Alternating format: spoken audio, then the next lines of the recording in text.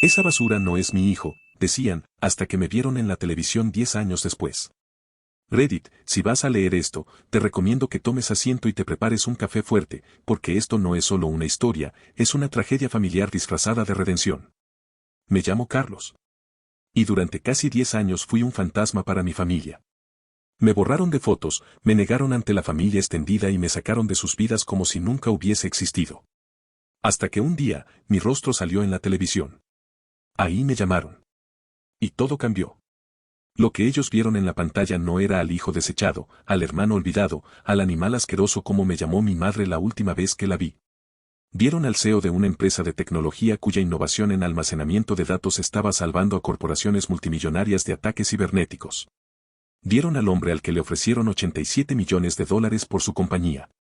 Vieron al exiliado convertido en millonario. Y de pronto, todos querían volver a ser familia. Pero vamos por partes, porque esta historia tiene más capas que una cebolla podrida. Yo nací en un hogar donde siempre hubo una favorita. Mi hermana, Samantha. La niña de oro. Inteligente, aunque apenas pasaba las materias, agraciada, manipuladora, y lo suficientemente astuta como para vivir alimentando el ego de mis padres. Yo era el hijo que estorbaba. No hacía escándalos, no me metía en problemas, y eso me volvió invisible.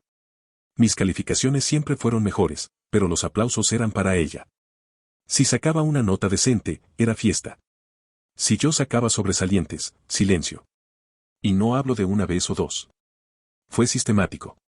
Una indiferencia entrenada, constante, como si de verdad quisieran que yo desapareciera. Navidades. Recuerdo una particularmente dolorosa cuando tenía 11 años. Samantha bajó las escaleras y vio una bicicleta nueva de color rosa pastel, un iPod, ropa de marca y una consola de videojuegos. Yo bajé con la misma ilusión, solo para encontrar una bolsa de supermercado con unos calcetines blancos dentro.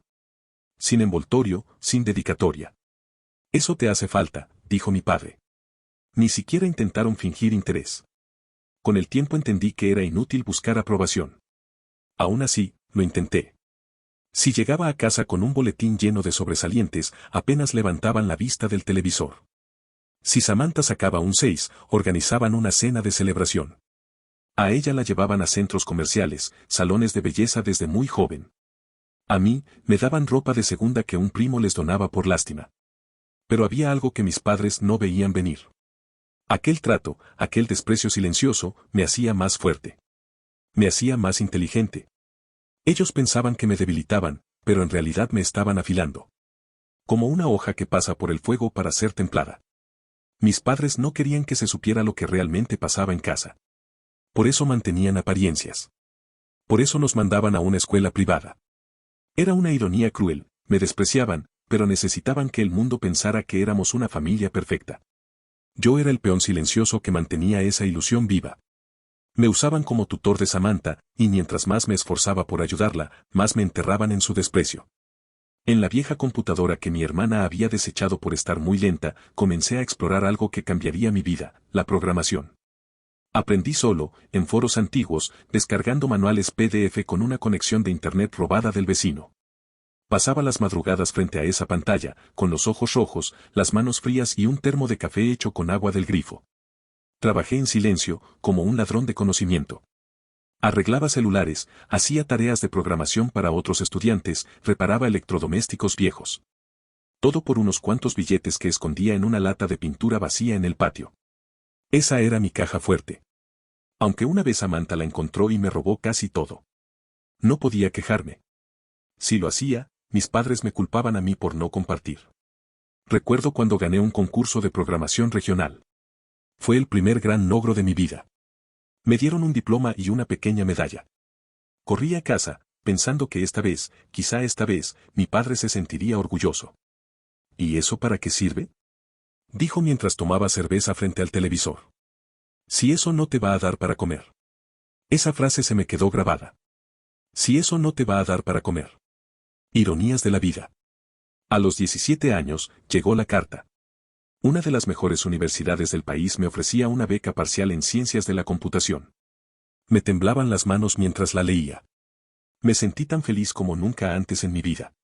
Corrí al cuarto de mis padres, carta en mano, creyendo que tal vez, solo tal vez, verían en mí algo más que una carga. Pero mi padre me miró con una mezcla de furia y asco. Me gritó que era una decepción.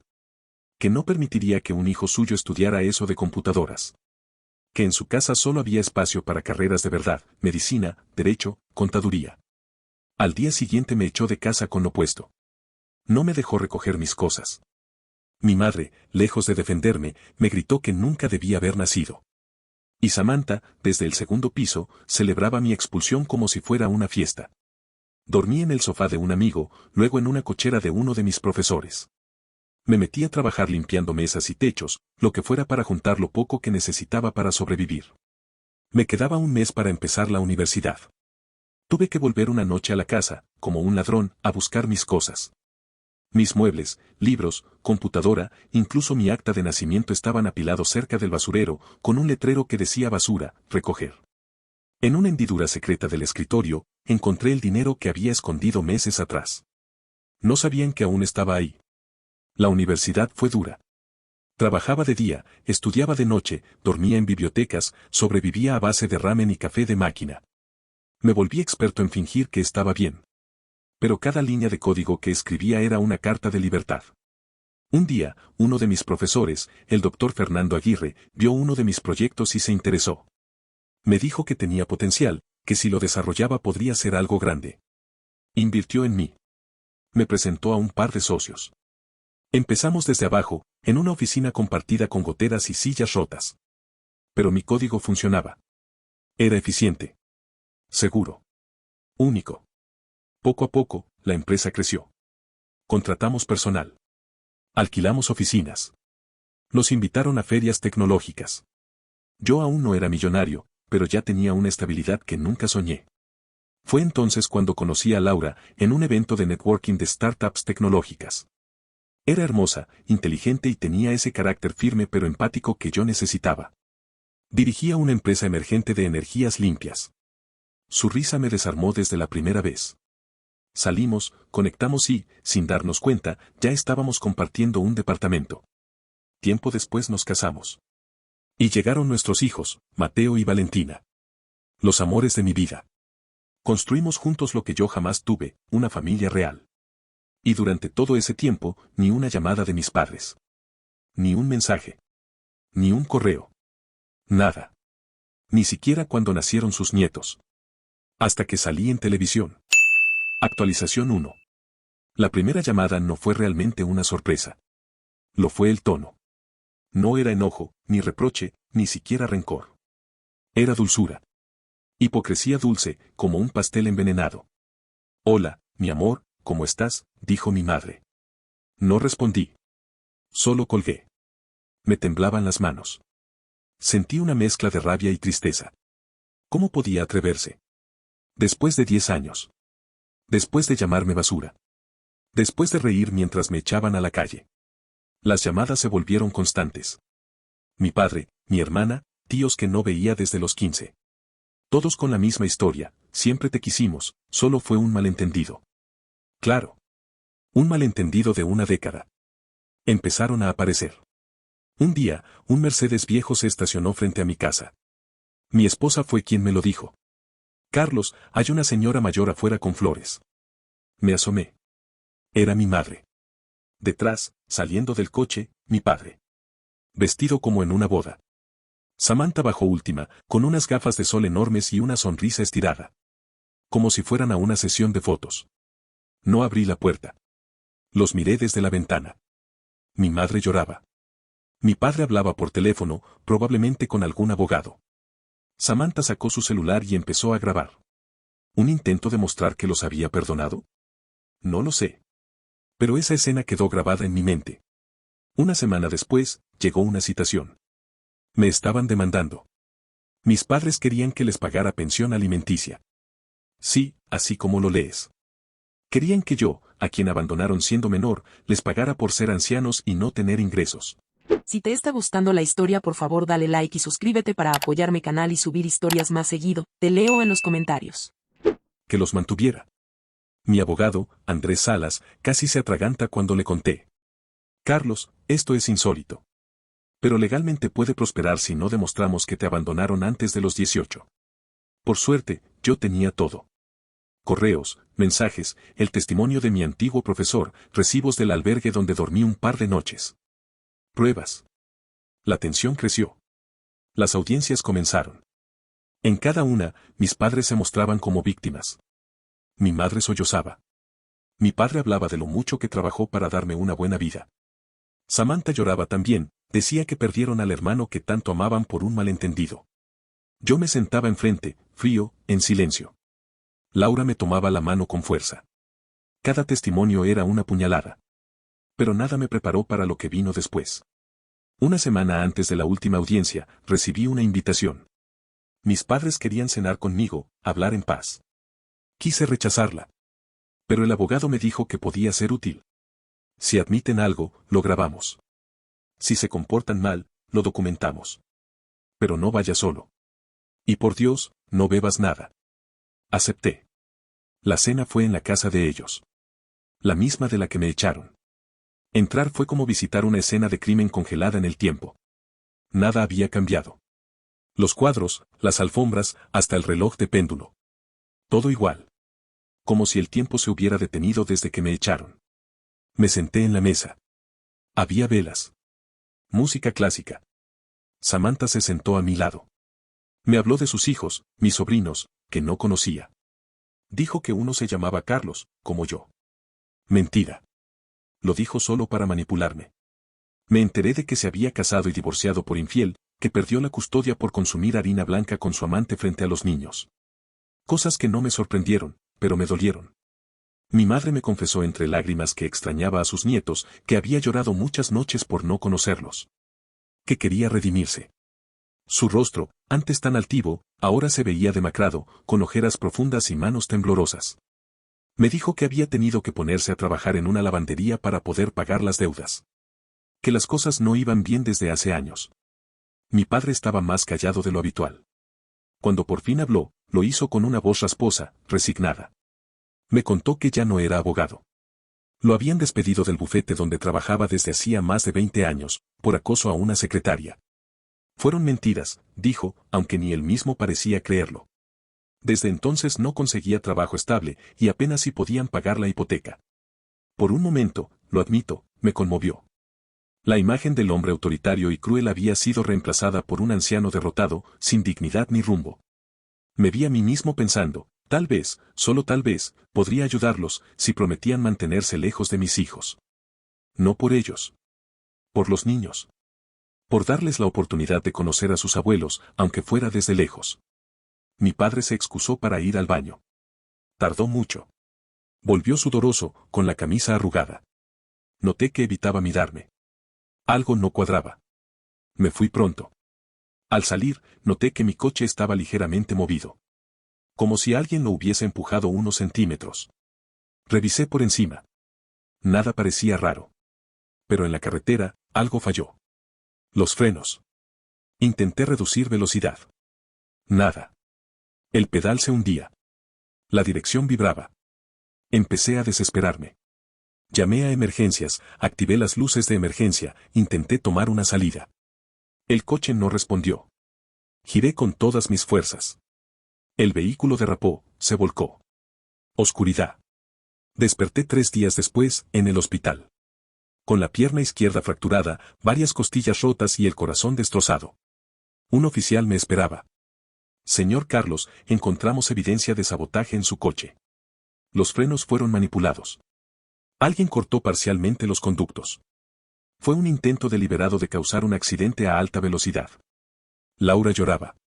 Mis hijos estaban en casa, esperando. Yo, vivo por milagro. Y con eso, la demanda civil se convirtió en un proceso penal. Por intento de asesinato. Actualización 2. Después del accidente, todo cambió. Ya no era solo un hijo rechazado, ni un empresario millonario con padres interesados. Ahora era víctima de un intento de asesinato. Y no podía demostrar quién lo había hecho. La policía investigaba. Había indicios, sí, frenos cortados con precisión quirúrgica, huellas parciales, una cena sospechosa, un historial familiar escalofriante. Pero no había pruebas suficientes. Todo apuntaba a mis padres, pero nada era concluyente. Hasta que sonó el teléfono. Un número desconocido. Dudé. Contesté. Carlos, soy yo, Samantha. Solo escuchar su voz me revolvió el estómago. Pero algo en su tono era distinto. Más nervioso. Más sincero. Me citó en un parque cerca de mi casa. El Parque Robles Verdes. Medianoche. Tengo que decirte algo que no puedo por teléfono. Es sobre papá y mamá. Lo primero que pensé fue, esto es una trampa. Pero la curiosidad era más fuerte. Y si había una mínima posibilidad de obtener la prueba que necesitaba para proteger a mi familia, tenía que arriesgarme. Llamé al oficial que llevaba el caso, Esteban Cifuentes. Le conté sobre la llamada. Sabía que ese parque no tenía cámaras, que era una zona semiabandonada en las noches. Aún así, Esteban no dudó. Te voy a poner un micrófono. Va conectado a la frecuencia de la unidad. Si escuchamos la frase clave, entramos en acción. ¿Cuál será la frase? Le pregunté. Vienes atacando a una presa herida. Si dices eso, vamos con todo. Me colocaron un micrófono minúsculo bajo la camisa, justo en el cuello. Era tan pequeño que ni se notaba. Esteban y otro agente se quedarían ocultos cerca, armados y listos. Mi esposa, al enterarse, casi se descompone. Me rogó que no fuera. Pero yo tenía que hacerlo. Por nosotros.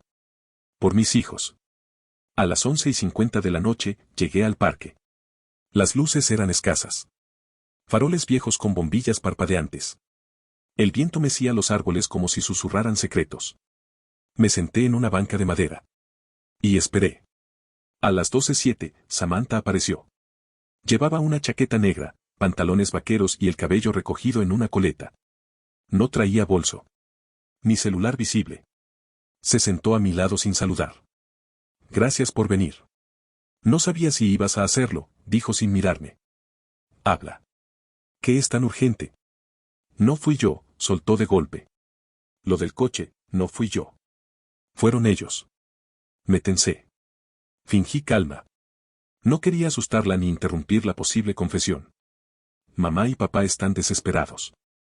El plan era que el accidente fuera limpio, que murieras rápido. Así podrían reclamar parte de tu herencia alegando vínculos familiares y documentos falsificados. ¿Documentos falsificados? Pagarés. Contratos. Papá los mandó a hacer con un viejo colega. Iban a presentarlos después del funeral. Nunca firmé nada de eso, repliqué, sintiendo como mi corazón golpeaba con fuerza. Lo sé. En serio pensamos que te morirías en el accidente, pero ellos no contaban con que sobrevivieras. No contaban con que fueras tan persistente, suspiró. Se esforzaron mucho. Papá cortó los frenos él mismo. Estaba nervioso toda la cena, ¿lo notaste? Asentí, en silencio. Estaba por decir la frase clave cuando algo se movió entre los arbustos. Samantha se detuvo. Giró la cabeza. De la oscuridad, dos siluetas emergieron lentamente. Mi madre. Mi padre. Mi madre temblaba. Mi padre tenía una mueca torcida. Entre sus manos, algo que brillaba bajo la luz, un arma. Lo siento, hermanito, dijo Samantha, alejándose de la banca. Pero en serio, no te mereces tener tanto y negarte a compartirlo con tu propia familia. Por eso solo podemos hacer esto. Mi padre dio un paso adelante. En serio pensamos que te morirías en el accidente. Me esforcé tanto para que todo saliera perfecto. No queríamos volver a verte. Solo quedarnos con lo que merecíamos. Yo ya no sentía miedo. Sentía furia. ¿Y ahora son hienas atacando a una presa herida? Solté, mirándolos fijamente. Un segundo de silencio. Luego mi padre sonrió. ¿Eso van a ser tus últimas palabras? ¡Qué lástima! Y ya, hazlo. Gritó Samantha. No quiero ver tanta sangre. Mi madre, detrás, murmuraba con los ojos cerrados, si tan solo no hubieras nacido. El arma subió. Corrí. Escuché el disparo. Sentí un dolor agudo atravesar mi pierna izquierda. Caí al suelo. Sangre. Tierra. Dolor punzante. El cielo parecía girar. Te lo advierto. Grité. La policía ya sabe que estoy aquí. Y mentira. Escupió mi padre. Eso es mentira. Entonces, el rugido de un motor. Luces cegadoras. Voces. Policía. Al suelo. Mi padre intentó apuntar de nuevo, pero una descarga eléctrica lo tumbó como un saco. Esteban lo había alcanzado con la pistola Taser. Mi madre gritaba. Samantha trató de correr, pero fue interceptada por el segundo agente. Todo fue confuso. Gritos. Linternas. Esposas. Yo, en el suelo, jadeando, viendo mi pierna sangrar. Escuché la voz de Esteban. Tranquilo, Carlos. Ya pasó. Ya estás a salvo. Y entonces, perdí el conocimiento. Actualización final. Desperté en el hospital con una pierna vendada, vendajes en el torso y la cabeza embotada por los sedantes. Estaba rodeado de máquinas, tubos y un pitido constante que medía mis latidos. Laura estaba a mi lado, ojerosa, con los ojos rojos de tanto llorar. Apretaba mi mano como si temiera que me desvaneciera otra vez. «¿Estás bien?», susurró. «Ya estás a salvo». Los atraparon. Durante las semanas siguientes, todo fue un torbellino legal. Mi testimonio, el audio grabado, las grabaciones de los oficiales, las armas encontradas, la manipulación del coche, las pruebas forenses, todo fue presentado ante la fiscalía. Las autoridades abrieron un juicio por intento de homicidio agravado, conspiración y fraude documental. Las penas pedidas eran altas. Muy altas. Mi padre, pese a que intentó declararse inocente, fue acusado formalmente por intento de asesinato con premeditación. El arma encontrada tenía sus huellas. La grabación de voz lo incriminaba directamente. La defensa intentó alegar demencia senil, pero los informes psiquiátricos lo desmintieron rotundamente. Mi madre fue acusada de cómplice. Aunque no disparó ni tocó el arma, fue partícipe activa del plan. Ella sabía. Ella aprobó. Su frase «si tan solo no hubieras nacido» quedó marcada en la grabación como una evidencia emocional y moral de su implicación. Además, los contratos falsificados fueron hallados en su bolso, impresos, listos para ser presentados ante un notario. Samantha fue procesada como cómplice y facilitadora. Alegó arrepentimiento, pero su participación directa en la cita y su frase «en serio pensamos que te morirías en el accidente» la hundieron. Su abogado intentó negociar un acuerdo a cambio de información adicional. Ella confesó que no era la primera vez que sus padres hablaban de eliminarme. Que la idea había estado sobre la mesa desde que vendí la empresa. El juicio duró 4 meses. 4 meses de declaraciones, de enfrentar a la gente que me había traído al mundo y luego había intentado sacarme de él. Cada vez que los veía en la sala del tribunal, me invadía una mezcla venenosa de odio, lástima y un extraño alivio. Ya no me dolían. Solo quería que terminaran lejos de mí. El veredicto llegó una mañana gris. El juez, con voz firme, leyó las sentencias. Por favor suscríbete y dale like. Cada suscriptor es una monedita más para comprarme unas tortas de jamón. Mi padre, 18 años de prisión sin derecho a fianza. Pérdida de títulos profesionales. Inhabilitación perpetua para ejercer. Mi madre y hermana, 12 años de prisión efectiva por complicidad. Retiro forzoso. Prohibición de acercarse a mí o a mi familia a menos de 500 metros. Ese día no sentí alegría. Sentí justicia. Y algo aún más importante, cierre. Poco después del juicio, vendí la casa donde vivíamos. Cambiamos de ciudad. Compramos una propiedad en las afueras de un bosque, donde los niños pueden correr sin miedo y el único ruido que escucho al trabajar es el canto de los pájaros. Mi empresa sigue creciendo, aunque ahora solo participo como asesor. Me dedico a una fundación que creé con Laura, Resiliencia Tech, una organización que da becas y apoyo a jóvenes que, como yo, vienen de hogares rotos. Enseñamos programación, ciberseguridad, desarrollo web. Damos alojamiento, apoyo psicológico, herramientas reales. Cada cierto tiempo, algún periodista trata de retomar la historia. El millonario que sobrevivió a un intento de asesinato por parte de su familia. Yo ya no doy entrevistas. Ya conté lo que tenía que contar. El resto, lo dejo en manos del tiempo. A veces, mis hijos me preguntan por qué no tienen abuelos. Porque hay personas que, aunque sean familia, no saben lo que significa amar, les digo. Pero tú y tu hermana me enseñaron lo que es la verdadera familia. Y con eso basta. Gracias por leer. Carlos.